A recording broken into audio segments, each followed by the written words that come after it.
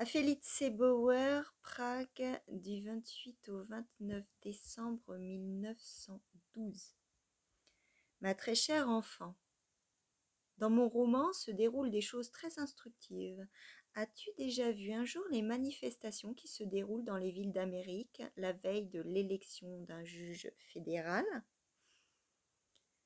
Sûrement aussi peu que moi-même, mais dans mon roman, ces manifestations sont justement en train de se passer. Pour le moment, juste quelques mots, ma chérie. On s'approche de 2 heures et ma tête bourdonne régulièrement depuis une semaine si je vais dormir après 2 heures. Supporterai-je de moins en moins mes veilles nocturnes au lieu de m'y habituer? Mes bâillements au bureau sont quasiment honteux. Je bâille en face des directeurs, du chef, des clients, bref, de quiconque croise mon chemin. Mais j'espère en me couchant à 2 heures remédier à cette faiblesse. Ma chérie, dois-je te dire quel être lamentable je suis? Ne devrais-je pas plutôt le taire pour ne pas me nuire auprès de toi? Mais ne dois-je pas le dire alors que nous sommes ensemble si étroitement liés, autant que c'est possible, alors qu'on a le temps et l'espace comme ennemis? Il faut donc que je te le dise. Ta seconde lettre d'aujourd'hui m'a rendu jaloux. Tu t'étonnes et tu crois ne pas avoir bien lu? Oui, jaloux. Toutes ces lettres dans lesquelles sont nommés tant de gens, comme par exemple dans la lettre d'aujourd'hui, me livrent sans défense à la jalousie. Maintenant, je me souviens que c'est aussi une telle lettre qui peu à peu a provoqué ma folie, puis cette lettre abominable dont je te suis à jamais redevable. Je suis donc jaloux de tous les gens qui apparaissent dans tes lettres, qu'ils soient nommés ou non, des hommes et des jeunes filles, des commerçants et des écrivains. Bien sûr, surtout cela. Je suis jaloux du représentant de Varsovie, mais peut-être que jaloux n'est pas le terme adéquat. Je ne suis peut-être qu'envieux.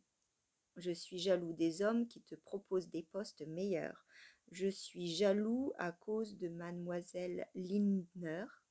La Brûle et la Grossman sont des petites filles. Celles-ci, je veux bien te les laisser, mais tout juste.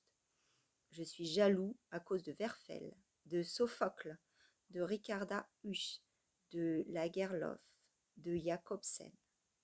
Ma jalousie se réjouit comme un enfant parce que tu appelles Eulenberg Hermann au lieu d'Herbert, alors que Franz est sans aucun doute gravé en toi. Tu aimes les silhouettes, tu les trouves concises et claires. Je ne connais en totalité que Mozart. Eulenberg, non, il n'est pas pragois mais rhénan, l'a lu en public ici, mais j'arrivais à peine à le supporter, une prose qui manque de souffle et pleine d'impureté. Mais ces drames semblent plus dignes d'être aimés, je ne les connais pas. Je me souviens maintenant d'avoir lu dans Pan un travail qui présente bien de nombreux aspects positifs. Lettre d'un père à son fils, je crois que ça s'appelle ainsi. Mais bien sûr, dans mon état d'esprit actuel, je lui cause un grave tort. Il n'y a pas de doute à cela.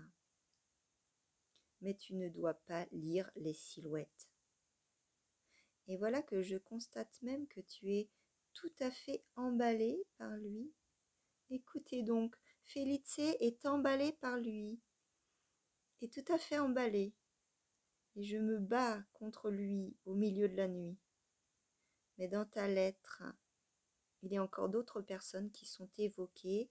Avec toutes celles-là, je voudrais commencer à me bagarrer, non pas pour leur faire du mal, mais pour les écarter de toi et te libérer d'elles, pour ne plus lire que des lettres où il n'est question que de toi, de ta famille et des deux petites, et bien sûr, où l'on parle de moi. Mais ma chérie, je ne suis pas fou. Je veux entendre toutes sortes de choses. Je suis par l'amour qui me talonne tellement entrer dans ta vie que je pourrais en vérité et au fond être jaloux. Quand tu lis les silhouettes, je suis certain que nous allons finalement partager mon aversion et ton enthousiasme, c'est-à-dire que l'exemplaire que tu as juste dans les mains va m'enthousiasmer et rien d'autre. Mais je voulais seulement, pour que tu me connaisses entièrement, décrire l'impression que ta lettre m'a faite cet après-midi, donc au moment, il est vrai, où je suis au plus bas. J'ai effectivement reçu la lettre lorsque je suis rentrée du bureau. Elle était même arrivée avec le courrier de 11 heures. Cela semble être un mérite de la poste autrichienne. Mais à présent réfléchis, notre poste est si lunatique. La lettre n'est pas arrivée au domicile, mais au magasin de mes parents, distant de 1 kilomètre environ. En fait et en soi, c'est sans importance, car on ne critique pas mon courrier et la lettre a été tout de suite portée du magasin au logement, mais voilà bien ce qui te démontre que mon inquiétude parfois si énervante et brutale à cause d'une distribution du courrier à ce point lunatique est déjà presque excusée. Cela a aussi contribué à mon abattement de l'après-midi parce que je me suis dit, j'ai 2 lettres aujourd'hui, c'est très beau, mais qui sait si demain dimanche je vais en avoir. Felice paraît supposer que cette lettre ne viendra que dimanche.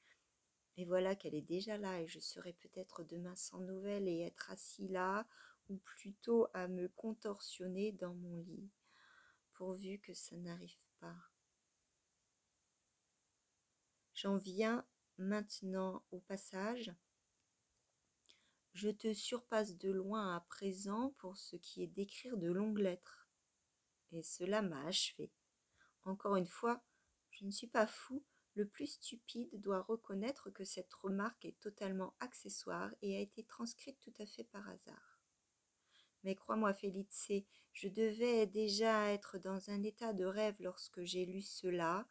À cet instant, j'ai cru que c'était un adieu, que je n'avais pas assez écrit et pour ça c'était la fin. Ma chérie, à présent je te prends dans mes bras plus fort que jamais, après cette phrase de sensibilité maladive qui de temps à autre me ronge pour m'assurer pleinement de toi. Ces humeurs qui sont sans doute imputables à l'éloignement, à moins qu'elles ne remontent peut-être à je ne sais quel défaut de constitution en moi, n'étaient toutefois pas encore terminées, puisqu'elles sont revenues dans un rêve que j'ai fait dans l'après-midi et que je te raconterai demain en résumant.